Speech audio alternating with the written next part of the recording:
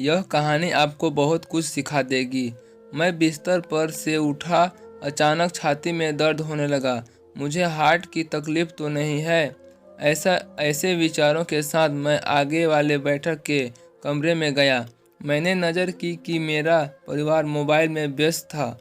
मैंने पत्नी को देखकर कहा, काव्या, थोड़ा छाती में रोज से आज ज़्यादा दुख हो रहा है। डॉक्टर को बताकर आता हूँ। हाँ, मगर संभल कर जाना, काम हो तो फ़ोन करना। मोबाइल में देखते देखते ही काव्या बोली। मैं एक्टिवा की चाबी लेकर पार्किंग में पहुंचा। पसीना मुझे बहुत आ रहा था। एक्टिवा स्टार्ट नहीं हो रहा था। ऐसे वक्त हमारे घर का काम करने वाला ध्रुवजी रामो साइकिल लेकर आया। साइकिल को ताला मारते ही उसे मैंने मेरे सामने खड़ा देखा। क्यों साहब, एक्टिवा चालू नहीं हो रहा है?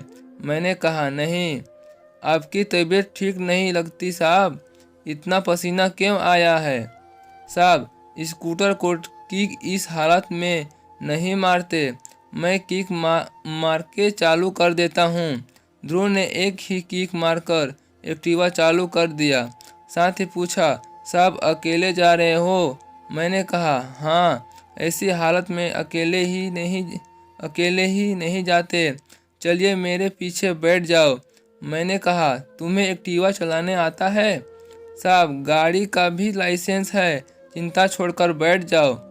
पास ही एक अस्पताल में हम पहुँचे। ध्रुव दौड़कर अंदर गया और व्हील चेयर लेकर बाहर आया। साहब, अब चलना नहीं, इस कुर्सी पर बैठ जाओ। ध्रुव ने मोबाइल पर लगातार घंटियां बजती रही। मैं समझ गया था फ्लैट में से सबके फ़ोन आते होंगे कि अब तक क्यों नहीं आया। ध्रुव ने आखिर थक कर किसी को कह दिया कि आज नहीं आ सकता। ध्रुव डॉक्टर के जैसे ही व्यवहार कर रहा था। उसे बगैर पूछे मालूम हो गया था कि साहब को हार्ट की तकलीफ हो रही है। लिफ्ट में से व्हील चेयर को आईसीयू की तरफ लेकर गया। डॉक्टरों की टीम को तो तैयार ही थी। मेरी तकलीफ सुनकर सब टेस्ट शीघ्र ही किए। डॉक्टर ने कहा, आप समय पर पहुंच गए हो। इसमें भी आप व्हील चेयर का उपयोग किया, वह आपके लिए बहुत ही फायदेमंद रहा। अब कोई भी प्रकार की राह देखना वह आपके लिए हानिकारक होगी। इसलिए बिना देर किए हमें हार्ट का ऑपरेशन करके आपके ब्लॉकेज जल्द ही दूर करने होंगे। इस फॉर्म पर आपके स्वजन की सही की ज़रूरत है। डॉक्टर ध्रुव को सामने देखा। मैंने कहा, बेटे सही करने आती है? साहब, इतनी बड़ी जवाबदारी मुझ पर न रखो। बेटे, तुम्हारी कोई जवाबदारी नहीं है। तुम्हारे साथ भले ही लहू का संबंध नहीं है, फिर भी बगैर कहे तुमने तुम्हारी जवाबदारी पूरी की। वह जवाबदारी हकीकत में मेरे परिवार की थी। एक और जवाबदारी पूरी कर दो बेटा। मैं नीचे निकलकर सही करके लिख लूँगा कि मुझे कुछ भी होगा तो जवाबदारी मेरी है। ध्रुव ने सिर्फ मेरे कहने पर ही हस्ताक्षर किए हैं। अब और हाँ, घर फ़ोन लगाकर खबर कर दो। बस उसी समय मेरे सामने मेरी पत्नी काव्या का मोबाइल ध्रुव ने मोबाइल पर आया। ध्रुव शांति से काव्या को सुनने लगा। थोड़ी देर के बाद ध्रुव बोला, मैडम, आपको पगार काटने का तो काटना है, निकालने का तो निकाल दो, मगर अभी अस्पताल ऑपरेशन शुरू होने के पहले पहुंच जाओ। हाँ मैडम, मैं साहब को अस्पताल लेकर आया हूँ। डॉक्टर ने ऑपरेशन की तैयारी कर ली है और राह देखने की कोई ज़रूरत नहीं। मैंने कहा, बेटा घर से फ़ोन था? हाँ साहब। मैं मन में सोचा, काव्या, तुम किसकी पगार काटने की बात कर रही है और किस को निकालने की बात कर रही हो? आंखों में आंसू के हाथ ध्रुव ने कंधे पर हाथ रख दिए और बोला, बेटा चिंता नहीं कर, मैं एक संस्था से सेवाएं देता हूँ।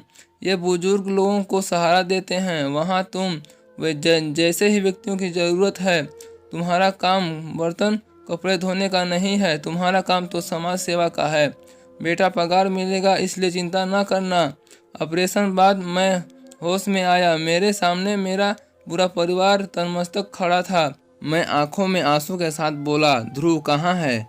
काव्या बोली, वो अभी ही छुट्टी लेकर गांव गया। कहता था उसके पिताजी हार्ट अटैक में गुजर गए हैं, 15 दिन के बाद फिर आएगा। अब मुझे समझ में आया कि उसको मेरे में उसका बाप दिखता था। हे प्रभु, मुझे बचाकर अपने उसके बाप को उठा लिया। पूरा परिवार हाथ जोड़कर मुख नतमस्तक माफ़ी मांग रहा था। एक मोबाइल की लत व्यसन अपने व्यक्ति को अपने दिल से कितना दूर लेकर जाता है, वह परिवार देख रहा था। डॉक्टर ने आकर कहा, सबसे पहले ध्रुव भाई आपके क्या लगते हैं? मैंने कहा, डॉक्टर साहब कुछ संबंधों के नाम या गहराई तक न जाएं तो ही बेहतर होगा, उससे संबंध की गरिमा बनी रहेगी। बस मैं इतना ही कहूँगा कि वो ध्रुव आपात स्थिति में मेरे लिए फरिश्ता बनकर आया था। पिंटू बोला, हमको माफ़ कर दो पापा, जो फर्ज हमारा था वह ध्रुव ने पूरी किया। वह हमारे लिए शर्मजनक है। अब से ऐसी भूल भविष्य में कभी नहीं होगी। बेटा, जवाबदारी और नसीहत सलाह लोगों को देने के लिए ही होती है।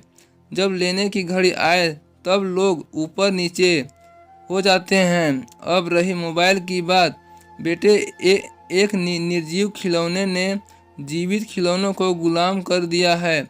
समय आ गया है कि उसका मर्यादित उपयोग करना है, नहीं तो परिवार, समाज और राष्ट्र को उसके गंभीर परिणाम भुगतने पड़ेंगे और उसकी कीमत चुकाने को तैयार रहना पड़ेगा। जिंदगी मुस्कुराई, परिवार के सदस्यों को समर्पित। तो दोस्तों, आपको यह कहानी कैसी लगी? अच्छी लगी हो तो चैनल को लाइक, शेयर, सब्सक्राइब जरूर कीजिए। फिर मिलते हैं एक नई इंटरेस्टिंग स्टोरी के साथ।